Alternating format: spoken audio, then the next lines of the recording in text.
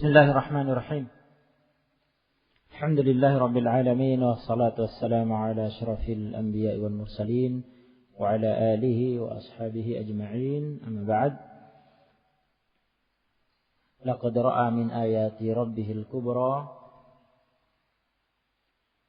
Demi Allah, ini wallahi takdirul kalam, wallahi laqad ra'a min ayati rabbil kubra. Demi Allah, sungguh benar-benar dia Muhammad alaihi salatu wassalam telah melihat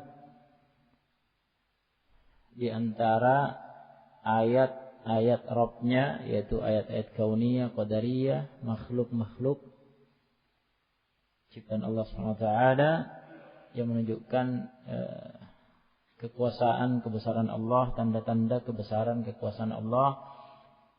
Ayat-ayat Rabb-Nya Al-Kubra yang terbesar, ya. Sebagaimana telah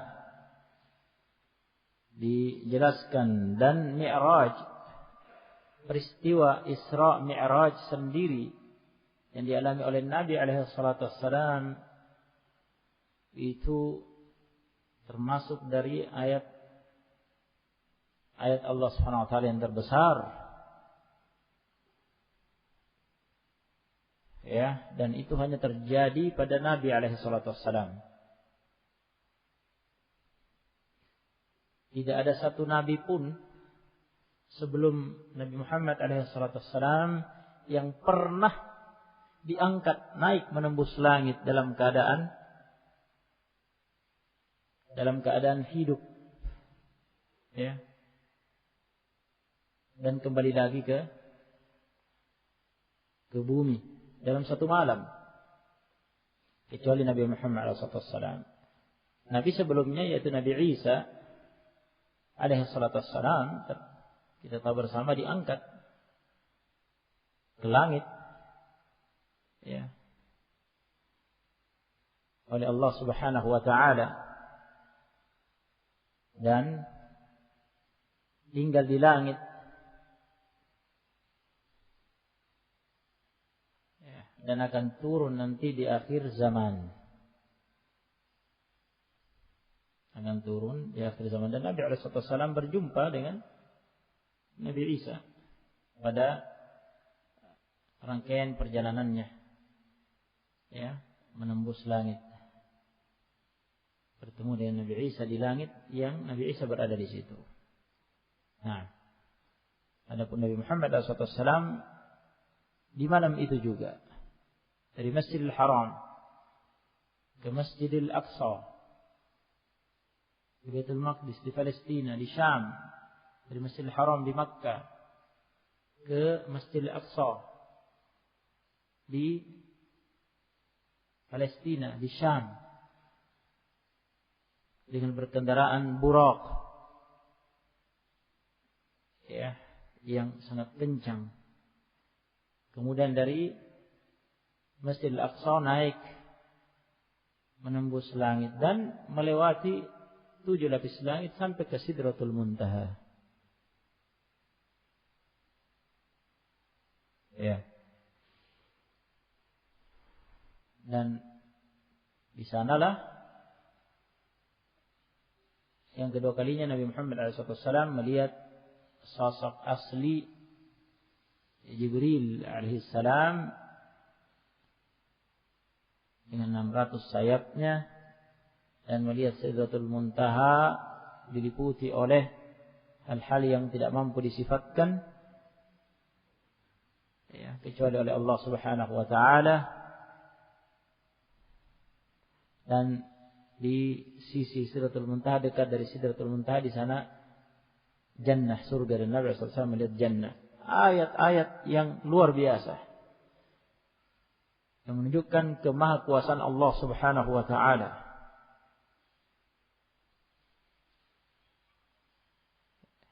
Ya, hanya saja Nabi alaihi wasallam tidak melihat Allah Subhanahu wa taala.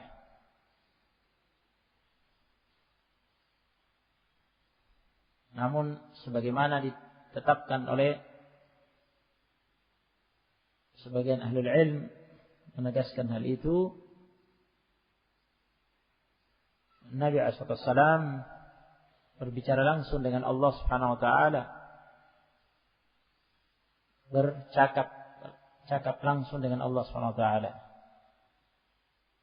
Yani Allah Subhanahu wa taala berbicara langsung kepada Nabi Muhammad SAW dan memfardukan kepadanya salat 5 waktu yang tadinya awalnya adalah 50 salat.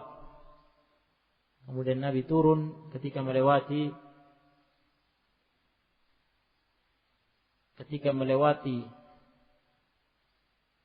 langit ke-6 yang di situ ada Nabi Musa.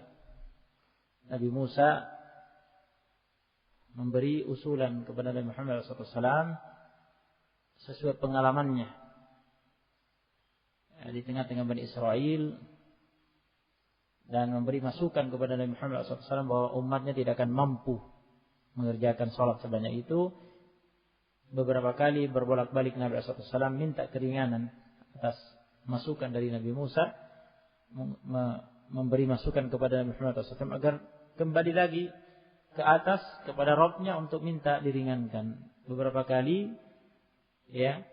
Nabi balik minta keringanan sampai akhirnya yang terakhir ditetapkan 5 salat.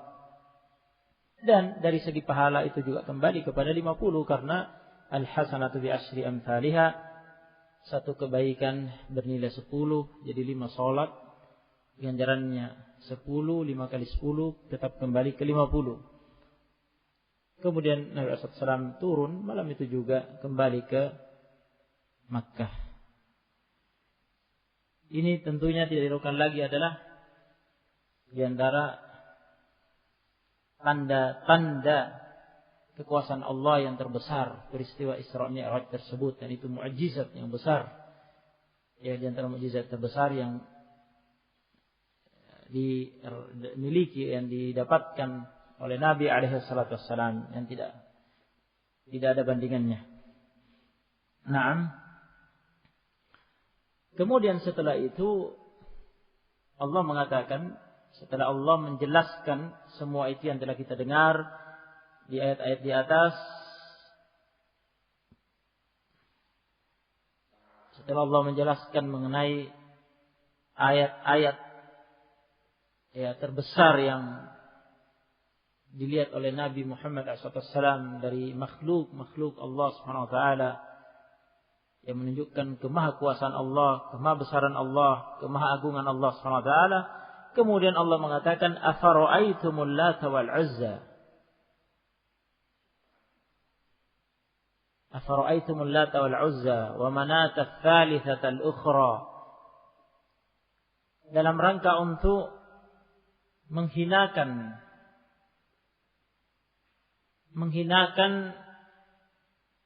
patung-patung berhala yang disembah, yang dipertuhankan secara batil oleh orang-orang kafir Quraisy.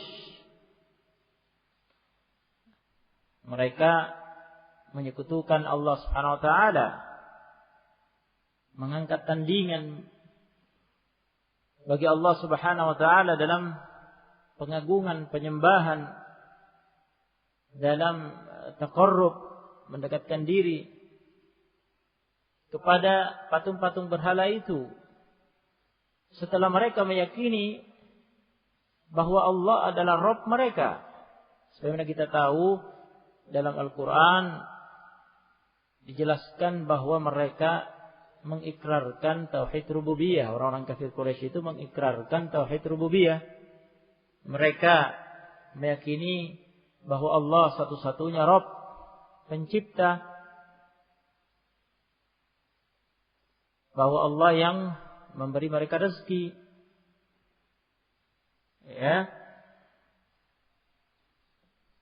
yang mengatur manfaat dan mudarat. Namun begitulah kejahilan mereka, kebodohan mereka, diperdaya oleh syaitan. Dalam keadaan mereka meyakini hal itu, mereka mendekatkan diri kepada patung-patung berhala itu, dipertuhankan oleh mereka sebagai tandingan bagi Allah Subhanahu wa taala. Bersama dengan itu, dalih mereka adalah liqarribuna ila Allah zulfa. Sebagaimana surat Az-Zumar, walladzina ittakhadhu min duni awliya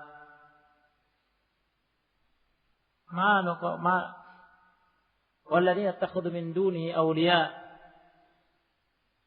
ma na'buduhum illa liqarribuna ila Allah zulfa.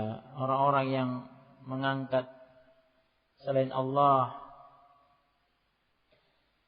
wali-wali, tandingan-tandingan yang mereka mintai pertolongan, mintai hajat, mendekatkan diri kepadanya. Dari mereka mengatakan ma na'buduhum illa liqarribuna ila Allah zulfa. Tidaklah kami menyembah mereka, Tuhan-Tuhan itu, kecuali dalam rangka agar Tuhan-Tuhan itu membantu kami mendekatkan kedudukan kami di sisi Allah Subhanahu wa taala. Kami butuh perantara, wasaid. Ya, sebagaimana kita tahu bahwa patung-patung yang mereka buat itu adalah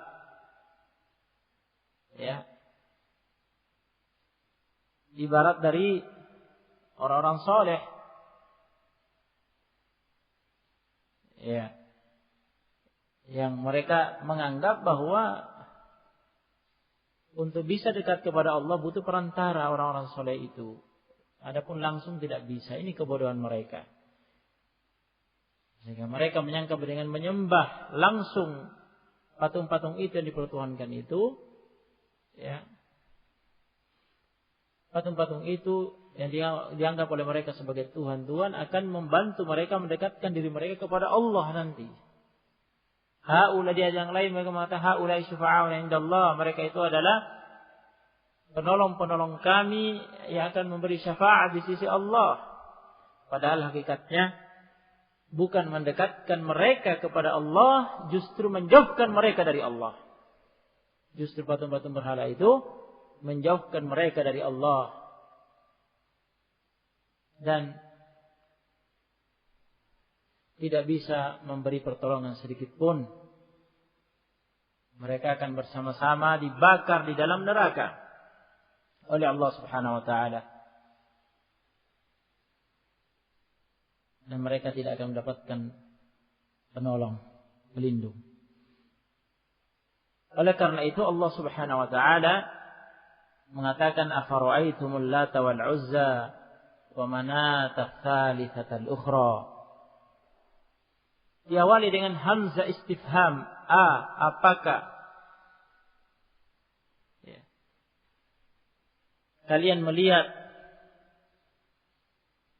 patung Lata, Uzza dan Manat, ats-tsalitsatal ukhra, Manat yang urutan ketiga, tsalitsatal ukhra yang lain selain dari Al-Lat wal Uzza. Istifham pertanyaan ini, apakah kalian melihat? Ini seperti kata Ibnu Utsaimin rahimahullah, hadzal istifham litahqir wa inhitat rutbati hadhil asnam. Pertanyaan ini bertujuan untuk menghinakan patung-patung berhala yang mereka sembah itu, yang mereka pertuhankan secara batil itu, untuk menjatuhkan derajat kedudukan patung-patung berhala yang mereka agungkan itu dengan metode pertanyaan, afara'aitumul lata wal uzza wa manata tsalitsatal ukhra. Apa kalian melihat patung Lata, Uzza dan Manat yang ketiga yang lain itu, ya, yang kalian sembah itu, yakni makna al-kalam akhbiruni. Afara'aitum, kalimat seperti ini dimaknai dengan akhbiruni, ya, yakni kabarkan kepadaku, beritakan kepadaku tentang kemuliaan, tentang keagungan, kehebatan patung-patung berhala yang kalian sembah itu, Lata, Uzza, Manat. Setelah kalian mendengar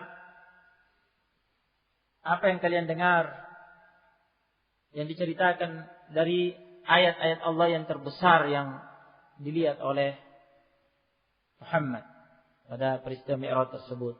Ya, oleh Muhammad SAW pada peristiwa Mi'raj tersebut. Bandingkan patung-patung berhala kalian itu yang tidak bisa apa-apa. Patung-patung berhala itu yang kalian sendiri yang memahatnya. Tidak bisa membela diri. Apalagi menolong kalian. Ya. Diam, tidak bisa berbicara, tidak bisa berbuat apa-apa. Bandingkan itu dengan ayat-ayat terbesar yang dilihat oleh Nabi Muhammad SAW. Apa nilainya patung-patung berhala itu? Apa derajatnya? Apa kemuliaannya, keagungannya sampai kalian sebodoh itu, sejahil itu menyembahnya? Jawab. Kabarkan kepadaku. Nah, itu maksud ayat. Afara'aitumul Lata wal Uzza wa Manata ats-tsalitsata al-ukhra. Kemudian Allah mengatakan, alakumudz dzakar wa lahul untha. Berikutnya, ya, setelah Allah Subhanahu wa taala mematahkan kebodohan, kejahilan mereka, kedunguan mereka, menghambakan diri kepada patung berhala yang hina, yang tidak berarti apa-apa, bahkan itu buatan tangan mereka sendiri kemudian mereka sembah. Ya. Buatan tangan mereka sendiri, mereka yang memahatnya, membuatnya kemudian disembah, kan sangat dung, safahah. Itulah jahiliyah. Setelah itu, ya, berikutnya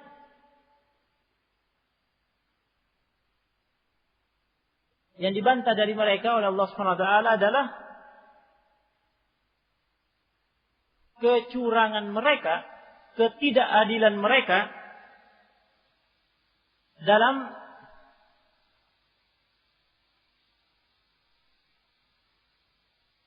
memperlakukan Allah Subhanahu wa taala, Rabb mereka yang telah menciptakan mereka, yang telah memberikan mereka rezeki, dan mereka meyakini dan mengakui itu. Tapi mereka tidak beradab kepada Allah, tidak mengagungkan Allah. Dalam berbagi pun mereka curang dan lebih memuliakan diri mereka daripada Allah. Ketika mereka mengatakan bahwa malaikat-malaikat itu adalah banatullah. Malaikat-malaikat itu adalah anak-anak perempuan Allah. Anak-anak perempuan Allah. Mereka mengatakan Allah beranak. Dan malaikat itu adalah anak-anak perempuan Allah Subhanahu wa taala.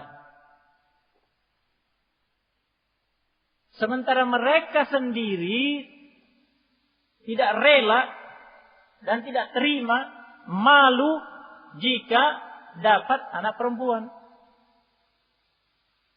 Sebagaimana diceritakan dalam surat An-Nahl. Sebagaimana diceritakan dalam surat An-Nahl, wa idza busyira ahaduhum bil untha, apabila dikabarkan kepada salah seorang dari mereka bahwa anak mereka telah lahir. Anak mereka telah lahir. Jenis kelaminnya perempuan. Dhalla wajhuhu muswadda.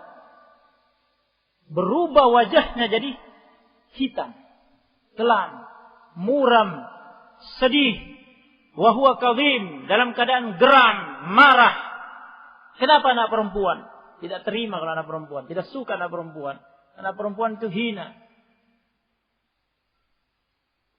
Ya. Yang dicari anak laki-laki. Anak laki-laki itu kemuliaan, kehebatan. Anak perempuan memalukan.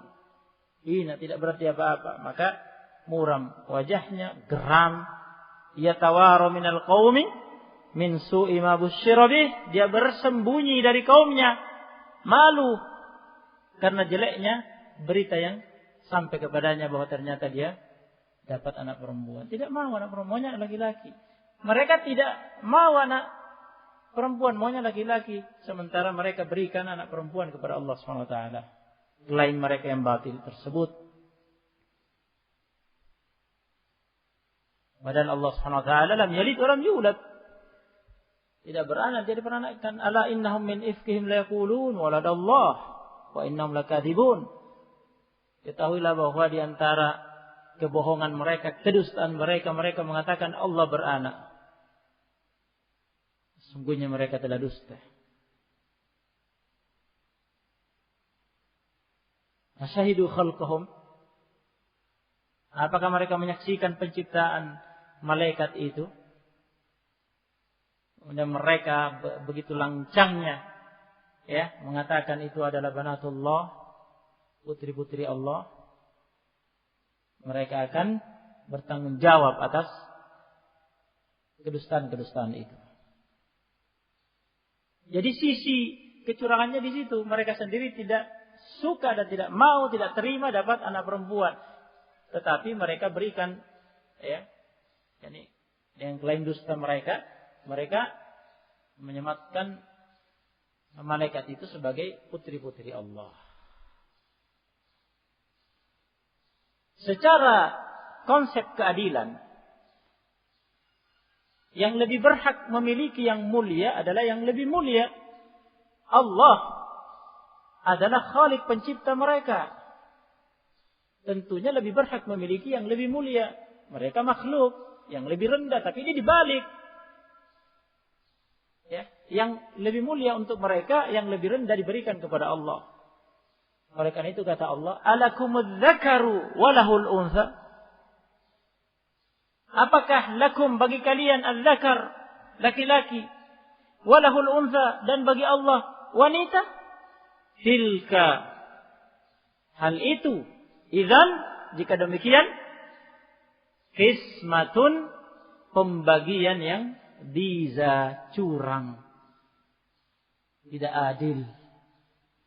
Sisi kecurangannya, sisi keadilannya telah dijelaskan tadi.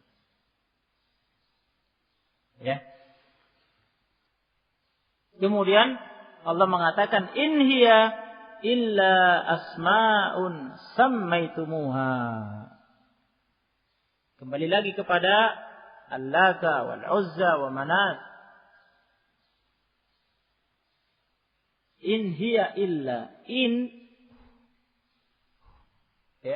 huruf in, jika setelahnya datang illa, maka in itu bermakna manafiyah. yakni ma hiya illa. Karena in itu bermacam-macam fungsinya dan maknanya. Jika ada illa setelahnya, in hiya illa, ya kalian mendapati ada illa setelahnya, maka ma in itu ma nafiyah, ma yang artinya menafikan, menepis. Ya. Artinya in hiya ma hiya, tidaklah nama-nama itu hiya, ya ini kembali kepada patung-patung berhala itu, Lata, Uzza, Manat dan semisalnya. Tidaklah patung-patung itu illa kecuali asma'un, nama-nama, sammaitumuha yang kalian berikan kepadanya, sematkan kepadanya, antum, kalian menamainya demikian, wa aba'ukum, dan ayah kalian, kakek kalian, nenek moyang kalian menamakannya demikian. Kalian beri nama Lata, Uzza, Manat, dan seterusnya dari patung-patung yang kalian miliki. Itu nama-nama yang kalian berikan, kalian dan nenek moyang kalian, kepada patung-patung itu. Ma anzalallahu biha min sultan.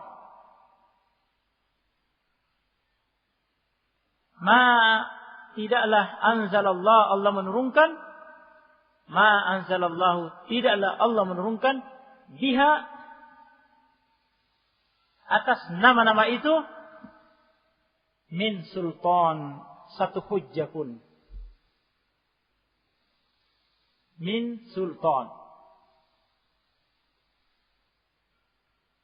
Sultan di sini nakirah. Fi siyaqin nafyi.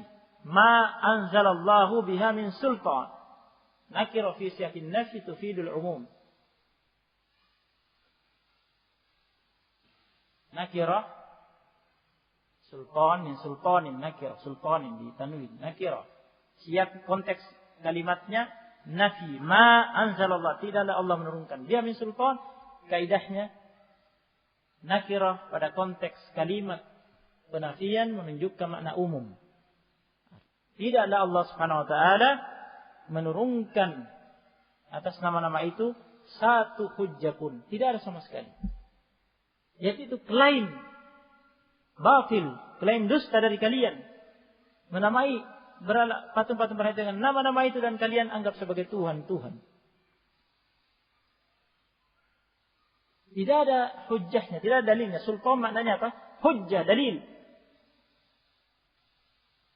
Jika begitu, apa hakikat perbuatan mereka itu? In yattabi'una illa dhanna. Lagi-lagi in. Setelahnya datang illa. Berarti in dimakna ma. Ma yattabi'una illa dhanna. Tidaklah yattabi'un mereka mengikuti illa kecuali adh-dhann. Kecuali dhann. Praduga yang tidak berdasar. Praduga lemah yang tidak berdasar. Yang disebut dengan al-wahm. Disebut dengan wahm. Kata dhann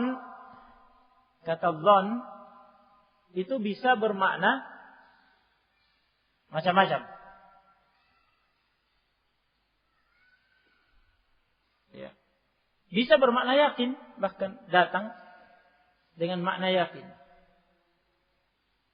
Ilmu, yakin. Bisa bermakna dhann rajih, dugaan kuat. Yang berdasar, punya alasan, punya hujjah. Ya. Bisa juga bermakna dhann marjuh, dugaan yang lemah, yang disebut wahm, yang tidak ada dasarnya sama sekali. Tidak ada alasannya, tidak ada argumennya, tidak ada hujjahnya sama sekali. Ya. Di sini dhann maknanya adalah wahm. Iyattabi'una illa dhann. Tidak ada yang mereka ikuti kecuali semata praduga lemah yang tidak berdasar, wahm, yang tidak ada hakikatnya. Beda dengan ucapan mukmin pada ayat inni dhanantu anni mulaqin hisabiyah. Apa artinya dhann di situ? Inni dhanantu, sesungguhnya aku meyakini, anni, bahwasanya aku mulaqin hisabiyah, akan menjumpai hisabku di akhirat. Orang mukmin meyakini hari pembalasan, hari hisab. Dhann di situ bermakna yakin. Di sini iyattabi'una illa dhann, tidak ada yang mereka ikuti kecuali praduga lemah yang tidak berdasar, yang tidak punya argumen, tidak punya alasan, tidak punya hujjah, yang tidak ada hakikatnya. Ketika mereka menamai patung-patung itu dengan nama-nama itu, Lat, Uzza, dan mengatakan bahwa ini Tuhan-Tuhan yang akan mendekatkan kami nanti di sisi Allah di akhirat. Ini Tuhan-Tuhan kami yang akan menolong kami, memberi syafaat kami di sisi Allah nanti. Coba. Dari mana itu? Dari mana? Ya. Dari mana mereka mengambil itu? Iyattabi'una illa dhann, tidaklah mereka mengikuti kecuali semata praduga lemah yang tidak berdasar, yang tidak ada hakikatnya, wa ma tahwal anfus, dan hawa nafsu mereka sendiri.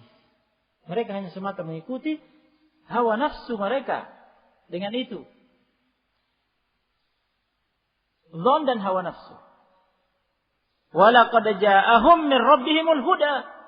Padahal laqad lagi-lagi kita mendapati di sini kalimat laqad. Dan kalian sudah hafalkan insyaallah. Laqad mesti didahului oleh apa?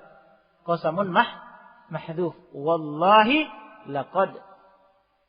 Demi Allah, la sungguh, Namul qasam, qad harfu tahqiq, benar-benar. Ja'ahum, telah datang kepada mereka, min, dari Rabbihim, Rabb mereka, al-huda, petunjuk, ilmu yang dibawa oleh para nabi dan rasul. Muhammad SAW telah diutus di tengah-tengah mereka, membacakan Al-Quran, menyampaikan hadis. Wa ma yantiqu 'anil hawa in huwa illa wahyu yuha. Tidaklah dia berbicara tentang syariat ini dari hawa nafsunya, tidaklah itu kecuali wahyu yang diwahyukan kepadanya. Al-huda, petunjuk, ilmu, wahyu yang dia bawa sudah datang menjelaskan kepada mereka tentang kebatilan apa yang mereka lakukan. Namun mereka lebih mengikuti, memilih dhon dan hawa nafsu mereka. Mereka lebih memilih dunia daripada akhirat. Lebih memilih dhon, hawa nafsu daripada huda, al-huda, petunjuk, ilmu, wahyu yang dibawa oleh Nabi Muhammad SAW. Dan justru membantahnya dan mengatakan, sahabat kalian ini majnun, gila dan seterusnya. Mereka lebih memilih dunia daripada akhirat. Nas'alullah salam al-afiyah. Ila huna aktafi bihadzal qadar, jazakumullahu khairan. Fadhlu subhanallahi bihamdihi, asyhadu an la ilaha illa anta, astaghfiruka wa atubu ilaik.